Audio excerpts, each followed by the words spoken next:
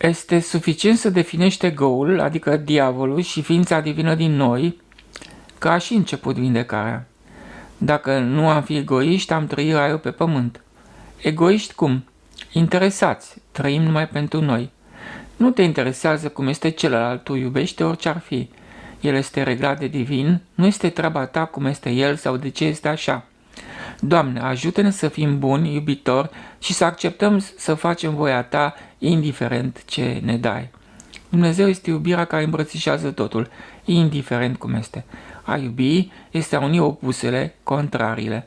A nu te afecta, a nu pune la inimă nimic și a lăsa lucrurile să treacă, să se ducă. Nu lua nimic personal, pentru că nu există un eu. Tot ce duci în interior și pui la suflet se transformă în realitatea ta de mâine. Capacitatea de a se lăsa pe sine este divinul. Trebuie să faci ce nu-ți place să faci și să nu faci ce îți place. Când te lași pe tine, ești în divin imediat. Nu căuta mai binele tău, dreptatea ta, adevărul tău, liniștea ta niciodată că te faci diavol. Nu satisfacțiile trupului să le pui pe primul plan, ci lipsa lor este Dumnezeu, golul acela. Lipsa mai mult binelui tău este prezența lui Dumnezeu. Mai bine pentru trup este rău pentru suflet. Atunci lumea, trupul, materia, nu trebuie să fie pe primul plan, ci numai Dumnezeu. Nu căuta binele tău, ci pe al celorlalți întâi, pentru că tu ești ei, iar ei sunt divinul. Atunci Domnul va fi cu tine și totul va fi bine cu siguranță. Când nu faci totul pentru tine, dar când funcționezi ca eu, lucrurile nu vor merge bine pentru că viața ți se va opune, pentru că Domnul nu este cu tine. Dumnezeu apără întotdeauna interesul celorlalți și se opune interesului tău.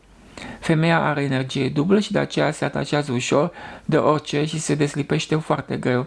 Și pentru că privește la părți, la detalii, iese mai greu din amănunte. Ai avut o pierdere? Este bine, ai fost salvat. Sufletul se curăță prin suferință. Ai fost bătut sau înjosit și scuipat? Este bine, erai prea trufaș. Tot ce spui tu că este rău este cel mai bun lucru care ți se putea întâmpla. Dacă nu erai atașat, nu era nevoie să fii desprins cu forța în modul acesta. Când nu vrei o plăcere, ți se deschide poarta cerului și primești energie pentru suflet. Trebuie să nu vrei lumea. Atunci îl vrei pe Dumnezeu. Tot ce exprimi și este o nemulțumire nu este adevărat. Inversează și adu argumente inversului până te vei elibera. Eliberarea este de egoism, adică de negativitate. Când nu vei mai vedea niciun rău și niciun vinovat, acela este raiul. Trebuie să nu ne permitem să afirmăm decât dragostea și atunci Domnul va fi cu noi. Curățenia sufletească este prezența Lui. Și cum să ajunge să fii curat la inimă? Renunțând la tine mereu. Primul gest pe care îl faci să fie pentru ceilalți, nu pentru tine. Ca să fie bine în viață, trebuie să exprimi numai dragoste și apreciere, adică să întărești partea minunată din fiecare om. Și mereu să aduci semn că lumea, viața, trupul nu sunt pe primul plan pentru tine. Cuvântul tău să zidească. Binele care vine la tine este chiar dragostea ta. Iubești și vei fi fericit. Ascultarea și lepădarea de sine este calea spre Dumnezeu. Când te lași pe tine, te-ai unit imediat cu El. Dar nu vrem să lăsăm controlul. Înfrângerea inimii, numai așa vom avea liniște și pace în suflet. Iubește smerenia și vei afla darul adevărului, dar dacă te vei înălța pe tine, ca frunzele veștejite ale copacului vei cădea și te vei tulbura, pentru că cele plăcute ale vieții sunt trecătoare și nu țin. Să iubim smerenia, cu ea este Dumnezeu și binecuvântarea Lui. Nu este nevoie să ceri ceva de la oameni sau să pretinzi ceva, o să crezi că ei îți datorează ceva. Nu îți datorează nimeni nimic, pentru că tu, ca ființă divină, ai deja totul. Nu ai nevoie să ți se dea ceva, ci doar tu să dăruiești. Faptul că ceri și pretinzi arată că tu nu ești în divin și atunci lucrurile se vor termina prost. Poți ști dinainte asta. Dumnezeu îți dă tot ce ai nevoie, numai când nu ceri. Verifică-te mereu dacă te comporți ca o ființă divină care nu vrea nimic pentru sine, numai atunci totul va fi minunat. Când iubești orice ar fi, Dumnezeu te binecuvântează, dar dacă nu iubești, te pedepsești singur și te blestem. Așa de minunat te simți când dăruiești. Este în iubire o siguranță sfântă. Ești o făptură nouă. Noi trebuie să iubim orice ar fi dacă nu vrem să ne împiedicăm. Dacă ai dragoste, nu mai ai nevoie să ai dreptate. Dacă vrei să ai dreptate, nu mai poți iubi. Va veni vremea când oamenii nu vor putea să sufere învățătura sănătoasă și se vor revolta. Dacă le spui adevărul sau le vorbești despre iubire, ți se vor împotrivi.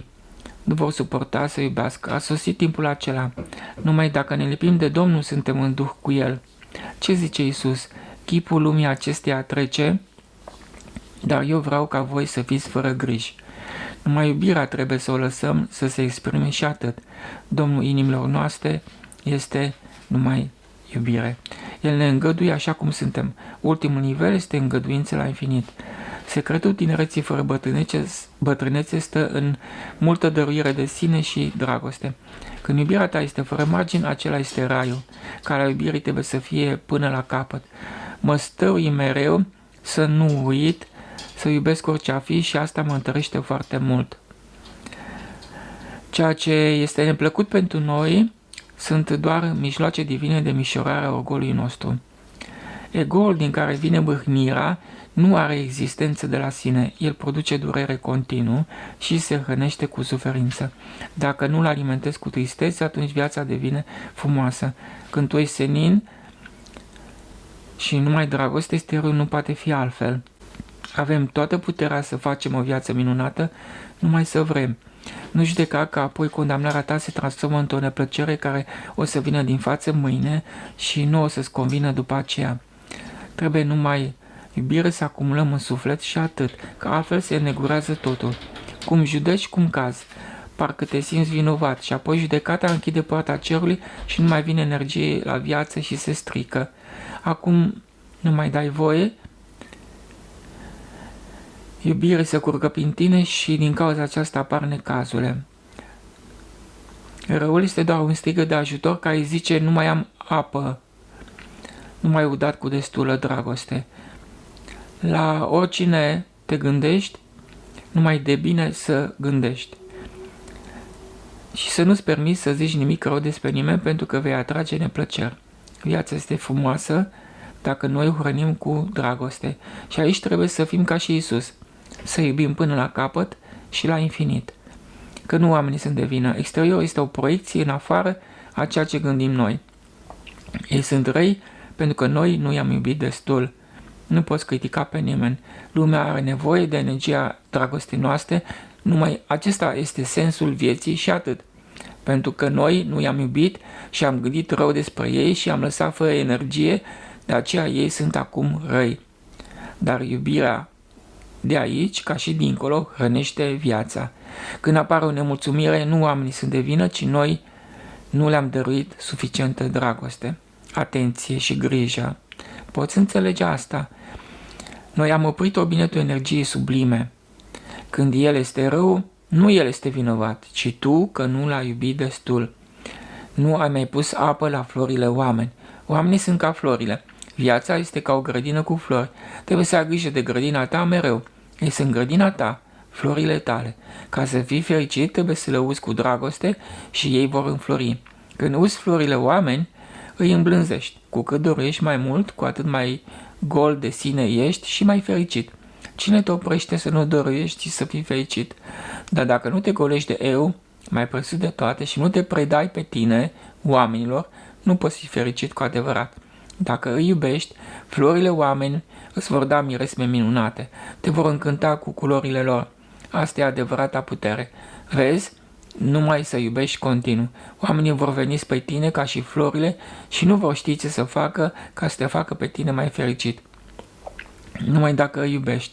Dar dacă nu îi iubești, îți vor arăta asta prin răutățile care ți le vor face. Când un rău vine la tine, vine ca să se arate că nu iubești destul, vine ca să te scadă și să-ți dea energia vieții, vine ca să te ajute. Numai rău și neplăcerea, durerea și suferința îți salvează viața. Suferința, adică crucea, este mântuitoare. Domnul Iisus nu a fugit de ea. Cu cât dai mai mult din binele tău, din viața ta, din grija ta, din atenția ta, cu atât mai fericit ești. De ce nu ai vrea să faci asta mereu? Să ai grijă de florile oameni continuu și vei fi fericit și sănătos. Dacă nu iubești, este ca și când ai vrea să mori. Când apare boala sau durerea, înseamnă că nu ai oferit destul, fără așteptări și fără condiții. Ca să fii sănătos, trebuie să dai mai multă energie decât ei, adică să ai mai multă grijă de ei și nu de tine. Pe tine te lasă și te uită. Nu ești important deloc. Tu, ca eu, nu însemni nimic. Să nu pretinzi nimic de la nimeni. Să nu vrei ca oamenii să fie cum vrei tu. Ei sunt cei mai importanți, să observi cum a apărut la tine o critică, nu o lăsa așa că va crește și se transformă apoi în boală. Inversează-o și adu acolo argumente inversului până când te liniștești. Și să zici, nu este adevărat pentru că vine dintr-un eu care nu există, este o minciună. Tu ești o ființă divină a cerului și nu știi decât să iubești și nu vrei nimic mai mult pentru tine. Tu nu aparții pământului, ești înger și acum, dar nu știi. Pe pământ avem de toate, și mai bune și mai rele, bune, rele, și închisori și libertate, și a putea și nu se poate, și noroi și stele. Dar noi trebuie să facem numai cele ale cerului, pentru că pe acelea le știm cel mai bine face. Noi am venit aici ca să îndumnezeim materia și în locul unde ți-a venit să acuzi, iei inversul și aduci argumente inversului până te liniștești. Mereu și mereu nu lăsa gândurile negative să intre în adânc, că se vor transforma în suferință. Condamnările sunt autoblesteme, sunt programe de autodistrugere foarte puternice. Trebuie să știi că noi creăm realitatea. Niciodată nicio învinuire nu este adevărată, dar gândurile frumoase se transformă în miracole, deci contează tot ceea ce îți zici. Din acele afirmații se face ziua ta de mâine. Deci atenție ce gândești, că aceea vei trăi. Niciodată să nu gândești rău despre nimeni, că viața ta de mâine e făcută din ce gândești azi și mereu trebuie să fii atent și conștient și să vezi ce minunăție de viață vei avea. Cât de frumos gândești tu despre viață și despre oameni, atât de frumoasă va fi ziua ta de mâine și ce bucurie îți va aduce, pentru că gândul tău frumos este binecuvântarea Domnului pentru tine de mâine.